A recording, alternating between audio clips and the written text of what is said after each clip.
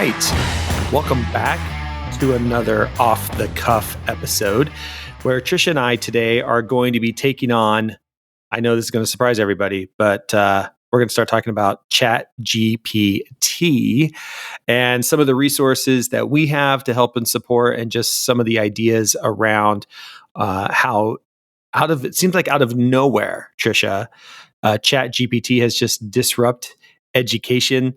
Some school districts are banning it altogether. Some school districts are saying you can't do that. There's all kinds of misconceptions around what it can and can't do. And so today our hope is just to have a chat about kind of where we are with Chat GPT and how we can support educators with this new tool. Yeah, I'm excited to have this conversation. And, folks who are both listeners and subscribers to our free newsletter are probably already well aware. We've got a free guide out. Jeff, it was our free guide that sort of set a record for us, like the quickest, almost like onslaught of downloads of all of our free guides. So obviously this is something that, a lot of educators are thinking about. And I want to remind folks right at the top of the episode, if you have thoughts on your school or your team's approach to navigating this shift, we'd love to hear from you. And we do have a speak pipe button right on our Shifting Schools homepage.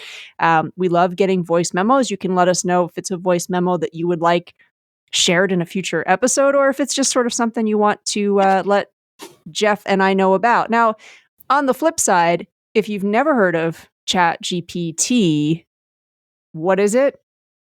Well, ChatGPT is a large language model trained by OpenAI. It is capable of understanding and generating human-like text and can be used for a variety of natural language processing tasks, such as language translation, question answering, and text completion.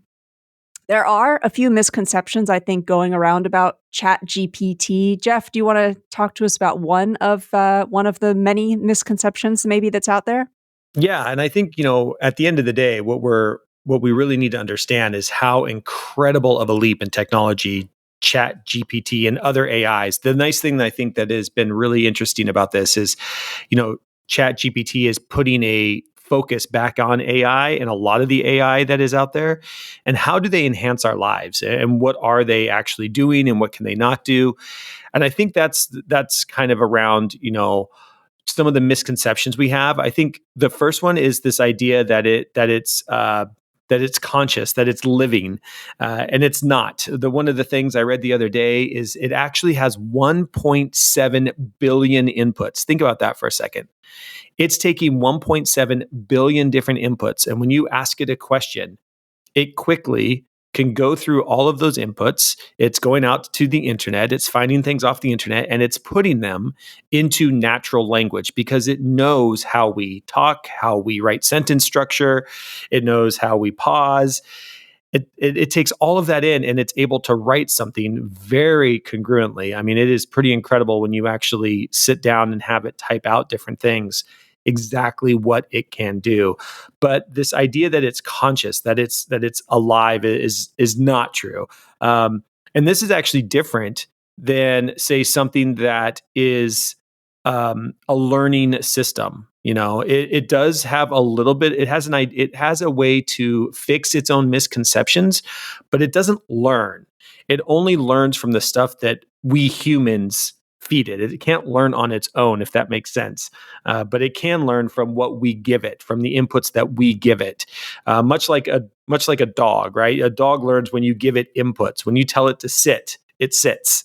And it's that repetitive nature that when you have an animal and you're trying to train your pet, it's the repetitive nature that then the animal learns. And you think of Chat GPT like that as well. It's not inherently smart, but it gets smarter the more inputs it has into it. And so I think that is something for people to remember and to be thinking about as well. That's right. And I would say the second biggest misconception is that ChatGPT is always correct. ChatGPT is a powerful tool, but it is not infallible. It may make mistakes or produce even nonsensical responses if it's given input that has not been trained on, or if the input is ambiguous. Now, listeners, we want to let you know actually that both of those misconceptions, those come from You guessed it, Chat GPT, as did the description of what it is. So, Jeff, as you were talking about how powerful it is, we wanted to even test that. So the prompt that we put into Chat GPT was, what are three misconceptions about Chat GPT? And Chat GPT gave those to me faster than it took me to actually type in the prompt. What Yeah, are right. the three misconceptions? But Jeff, you were talking about how it's interesting that in many ways the power of ChatGPT is shining a spotlight a little bit on all of the other kinds of AI that are out there as well. And listeners, in the show notes, I'm going to put a link there that is taking you over to a site called there'sanai.com, where it has a really interesting collection of all different types of AI, generative AI, that are going to be useful, I think, to schools in many ways, especially. I think this is in many ways going to be like the year of the AI. Yeah, for sure. And I wanted to point one out. It's Tactic, which is a real time transcription. You can use it with Google Meet, with Zoom, with Microsoft Teams, where it's free and it will actually transcribe your full meeting. So, if you are a member of a team that meets virtually a lot and you're, maybe it's kind of like a rotating duty where someone has to take notes, there's an AI for that now. You don't necessarily need that role. So I just kind of think that's what a smart tool that can have real impact. So there's a whole bunch of them over there. And I would recommend take a look at the list and maybe experiment with one of them. Yeah, and I think to your point, I think this is going to be the year of AI. I think we're going to find different ways that AI not only supports us in our own day-to-day lives, but the ways that it can actually support you in education. And of course, I've always been on the side of you can't block this stuff in schools. You can't block the calculator, you can't block the cell phone. You're not going to be able to block this. I mean, you can, but as soon as kids go home at 3 o'clock, they have access to it. It's not like we're actually doing any. I don't feel like we're doing any good when we actually block this stuff in schools, because kids are going to go home and now they don't have an adult that's teaching them how to use it successfully. And the thing I've been saying a lot with Chat GPT, I've had a couple friends say, "Okay, Jeff, how would you describe it, or what do you think its best use is?" And right now, the best way I've been using it, I've used it almost every day for the last 2 weeks now, and I use it as a thought partner. If I need to bounce ideas off of something, if I'm wondering how to write something, or if I need something, like your proc, what are three misconceptions? I can go over there and say, "Oh, what are three things that teachers need to know about today?" And at least it gives me a starting point. They might not be the three things I agree with, but it gives me a place to get started. I use it as a thought partner. And I wonder if there's ways that you can start thinking about all of this AI as, what, this is a thought partner that when I'm working by myself and, Tricia, you and I aren't on a Zoom call or we're not collaborating somewhere synchronously and I need to bounce an idea off of something, this is a place that I can go and bounce ideas off of. And that, what a great way to kind of start thinking about how all of this AI can support us. Can it be a thought partner in your thinking, in the way that you're describing things? I could see teachers saying this, need a lesson plan idea for something on X, Y, and Z, and see what happens. It might not give you the perfect lesson plan, but it might give you some ideas, right, as a thought partner on where you might go with those lesson plans. So I think that's a one really good way that you can think about this is, can it be a thought partner for you? Yeah, and for me, maybe the comparison is I use Google Maps, Jeff, almost anytime I'm going anywhere. I And like that. I might not always listen to what Google Maps tells me to do, right? It might be actually I know this city really well, or I've been in this area, but I'm curious to see what's Google Maps going to recommend. Maybe actually I will try that route to see, is that route better than the one that I know?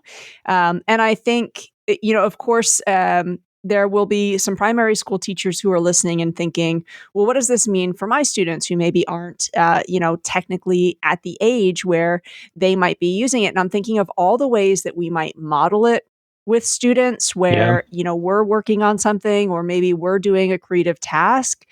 Maybe we take a break. And as you said, let's tap our thought partner.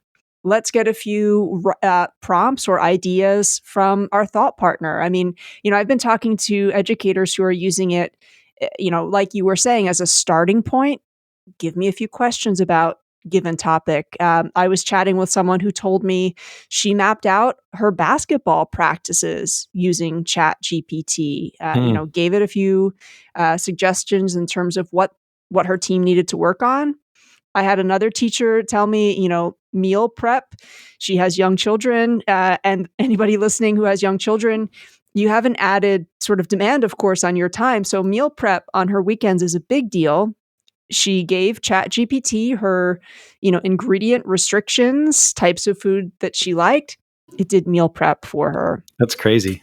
So yeah, I just think there's so many different applications, and I think it's going to disrupt so many different industries, right? And so to show students what is it able to do at this point in time, what's the research that maybe it can help us out with, and how can we double check what Chat GPT is telling us? Because, for me, I'm thinking this is yet another reminder of how important information literacy is, right? Yeah, Because, absolutely. like we said at the start, Chat GPT is not all knowing. So let's look at um, what is it telling us? Where's it getting that information from? And then when we double check that, what are some of the gaps that maybe we can fill in? Yeah, and I think there's a great, if you were a high school teacher right now, I'm thinking ELA, social studies. I mean, you could do this, science teachers could do this as well. But I think there's a couple articles that you can go out and look around the ethics of something like Chat GPT because it doesn't cite its sources. And I think it's really important for kids to understand that. I mean, that is what's getting students in trouble at university is if you just copy and paste something, it is getting that information from somewhere on the internet. And if you are not citing your source, you're now plagiarizing. So the question becomes, if Chat GPT is giving you this information and it's not citing its sources, is it actually not, is it actually plagiarizing what someone else has written? What a great question for high school kids to kind of look at. And I've done this. Like I used it the other day to look up some information and I found the sentence that I wanted. I was like, that's the statistic I need for my paper.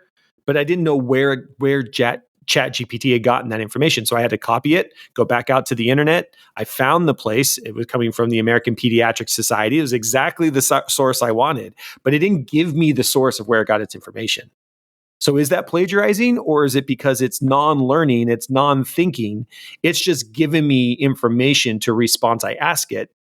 So therefore it's only plagiarizing if I use it as my resource. I mean, what a great debate to have with high school kids. I could see people landing on both sides of it. So there's just so many cool things that you could do with it.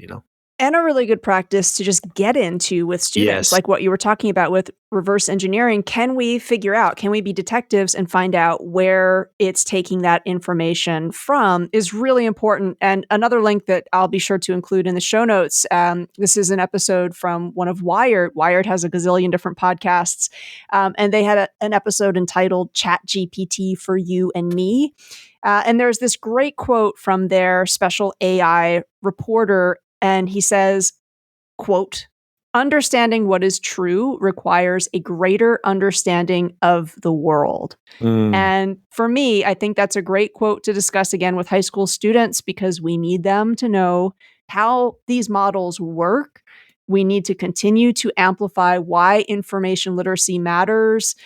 Anticipate that these models are going to get better. ChatGPT is only in beta right now. yeah. So I just kind of think, how can we foster curiosity around how this is working?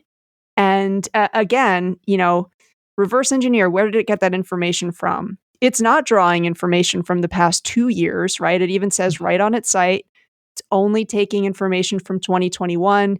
I think even pointing that out to students, it Yeah. does talk about like what are the limitations, what can it do, what can't it do, and talk about what does that mean? What do those limitations mean for us as learners when we use it as a tool? Yeah. And I think those are the conversations we need to be having in our classrooms. And that's where it comes back to information literacy.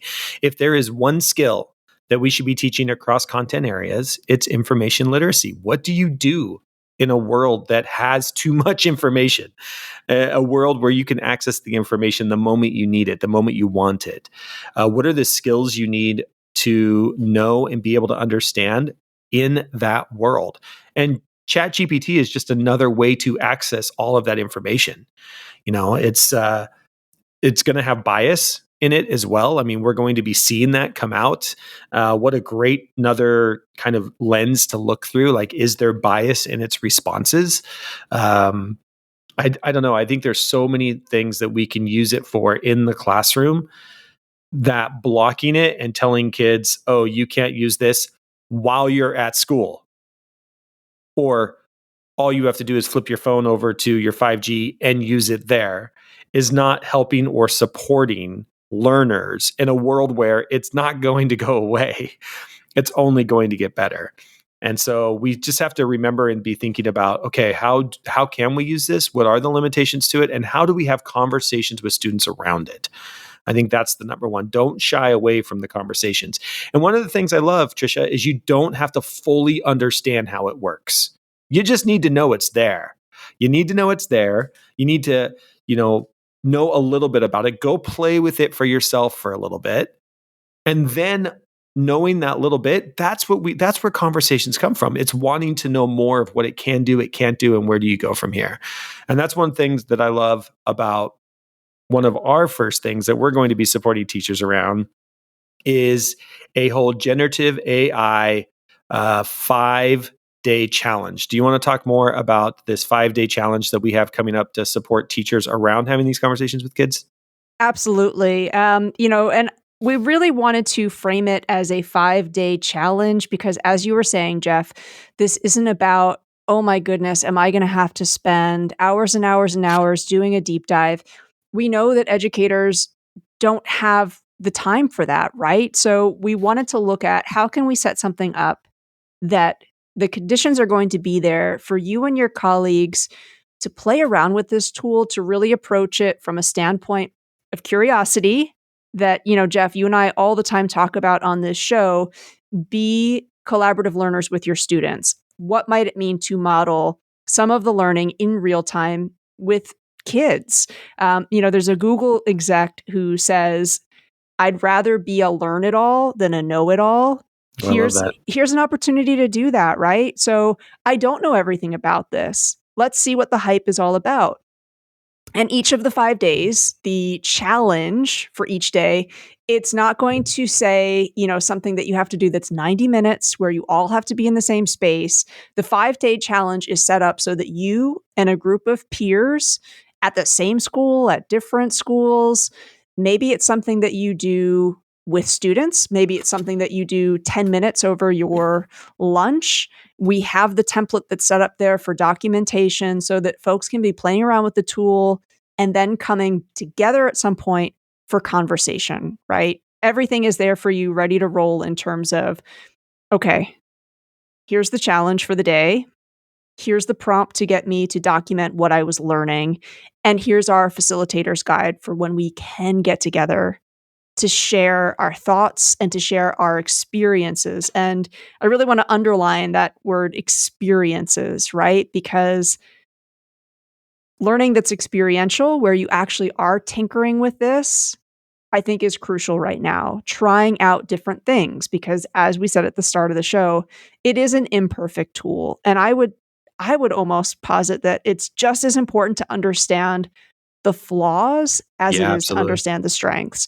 And most certainly to understand what are some of the things that's going to save you so much time as a teacher? What about trying it out in terms of generating a rubric? Yeah. So we want you to explore some of the ways that it's really a useful teacher tool as well. Yeah, and that's really what the 5-day challenge is about. Again, I love that the way that we are structuring this 5-day challenge is you can use it with your colleagues, or you could easily adapt it and use it with your students. Maybe you do a 5-day challenge with your kids, 10 minutes of time to tinker with Chat GPT, have conversations around it. Again, we've put the structures into place so that students have, what are the questions we're trying to answer today as we play with it. And that's really our focus. Quick hits that kind of just get us to take one step forward into understanding what it can and can't do. And I love that idea. What can't it do? Not just what can it do, but what can't it do? What are its limitations? Is always an important thing to ask ourselves with any piece of technology that we have as well. So our 5-day challenge is going to be launched. Tricia and I are actually in the middle of creating it. So it will be launching on February 6th. That is when it will go live. You will be able to actually download it then on the website. But, Tricia, we have a special offer for those listeners out there who might want to get a little, get on the list a little early and maybe save a little money. Yeah, and that's, Jeff, you and I have been thinking, I think especially at the end of last year, now that we've got a slightly bigger podcast listener community, we're so grateful. We know that your week is busy. So when you take the time to just, give us that listen, we really, really appreciate it. So we've been trying to think, how can we say thank you to the newsletter subscribers? How can we say thank you to our listener community as well? So again, giving you the news early also means when you do the pre-order, you can buy it now for $75 US. Again, we're just trying to find lots of little ways to say thank you for being a part of the community. Thank you for your attention. And again, when you take the time to do that pre-order, if you want to reach out to Jeff or myself at info@shiftingschools.com and say, hey, this is something I would love to see incorporated in the challenge. We're open for feedback right now. Part of us also letting folks know early is because we're also putting out that message of what are the problems that you need to solve with this? Is it you're looking for an assessment policy tweak that you need to make? You want to see an example of that? So let us know what you would like to see included in the challenge. Hopefully by now, if you're a longtime listener, you know that we are always open to feedback. And that was, episode 243 of our podcast was the first of 2023 that featured Dr. Wendy Woods, who's one of the country's biggest experts when it comes to habit formation. That's been a really, that had a lot of folks listening and responding. And I think it's because what she said about habit formation is you set up the conditions to be able to do something. And Jeff, you and I were thinking about this with the challenge, right? If we want to create a habit where there's a disruption in education, but our habit or our response to it is curiosity and coming together in community, we were thinking, what sets up the conditions for that? A challenge where it's not a huge time investment. It's like micro experiments. And you and I were talking about how challenges have been useful to us in other ways too. I don't know if you want to talk about like a challenge that you've taken a part in, or again, something that you've done that set the conditions up for you to be able to strive for something. Yeah, I don't know if there's a challenge off the top of my head. I think I your think wife signed you up for one. Oh, that one. I didn't even remember that. Yeah. So my Christmas present, I guess, was a challenge. My Christmas present this year is my wife. Excuse me. My wife signed us up for a 15K. So the challenge has been to get back into running and stretching out our miles. In fact, yesterday we went for a 5-mile run. So we're slowly getting up there. 15K is about 9 miles. So we've got to get up to about a 9-mile run. But you're right. I guess that's a fitness challenge, right? I guess we see these in multiple different places. And I think the thing I want people to be thinking about too is like it costs $75, but that is a site license that can be used at your school. So when you download this 5-day challenge around generative AI, know that for $75, you have a license to use it in your school, right? It's a site license for your school. But challenges they drive us to do something. And I think we haven't set a date yet on when we have to run this 15K, but we're looking at 1st of March. And so, but it is good. It's good to have challenges. How about you? How do you use challenges in your life? I mean, one of the things that we have set up to do this year in my house is, we realize as, usually when it's holiday season, like your spending kind of gets out of control, right? And so we were talking about like, okay, this year, what might it mean for us to just kind of keep a slightly closer tabs on what's going on with our finances, right? And we were also noticing that like week after week, having like, food spoil or, Mm. oh my gosh, I bought that and that's going in the compost, right? So trying to be a little bit less wasteful. So something that we're doing now is every weekend planning out our meals. And what I'm doing is I'm recording, planning out the meals, the ingredients, and then also looking at how much did that cost at the grocery store? We're documenting all of that and looking at, okay, how can we keep tweaking? Like listeners know, everything at the grocery store is outrageously expensive right now. Yeah. And just continuing to like adjust and see what is the meal plan that A, we love what we're having for dinner every night, and B, financially that's really savvy. So it's been fun because we're comparing, we're taking turns doing the meal planning. So I think in your situation and in mine, the fun part is because you're doing it with someone else, Yeah. right?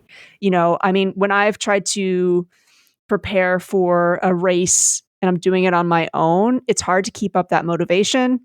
Also, if I was just trying to work on, saving, being less wasteful on my own and my wife didn't care about it, I'd probably lose interest. But because even just adding one other person into the equation, we're talking about it, it's I think that social piece, it just drives engagement. Yeah, for sure. And I think that's a huge part. We know that in everything, when you're held to, when somebody else is supporting you and pushing you to run that extra mile, even though you don't want to, or sit down on a Sunday meal plan, even if you don't want to. But when you're being held, with somebody and somebody is kind of there supporting you and you're in it together, there's just a sense of community. And that's really what we want. And that's what we hope that this 5-day challenge is. It's a way for you to create community either within your classroom or with your colleagues at your school or across your district. So you can find more about it over at shiftingschools.com. We've got it plastered all over the front page at shiftingschools.com. There you will be able to also purchase the early bird special, $75 on February 6th. Once it launches, it will jump up to $100, but you can get on the list today. And as soon as February 6th rolls around, if Tricia and I, in our challenge to get it done on February 6th, hit that deadline, you will then be given it. We will email it to you and you'll be ready to roll. Great. So again, we'd love to hear back from you if you've got questions about the challenge or anything that you're saying. I really would like to make sure that this is addressed. We love getting feedback. You can always reach us, info@shiftingschools.com. All of the links that we talked about in this episode, of course, they are over there in the show notes. Awesome. Thanks so much, Tricia. Thanks, everyone, for another off-the-cuff episode. And until next time, we'll see you on the network.